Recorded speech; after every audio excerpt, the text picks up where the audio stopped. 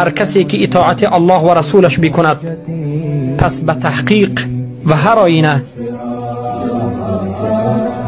برد کرده است، برد بزرگی.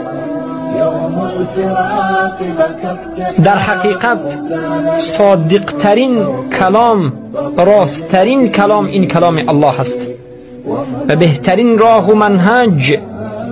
این راه و منهج و هدی رسول الله صلی الله علیه و سلم است و بدترین عملها و بدترین امورها این نو پیدا شده چیزها در دین است و همه چیزهای نو پیدا شده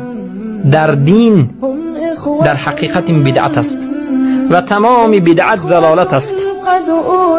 و تمام ضلالت و گمراهی عاقبتش نار و جهنم سوزان است.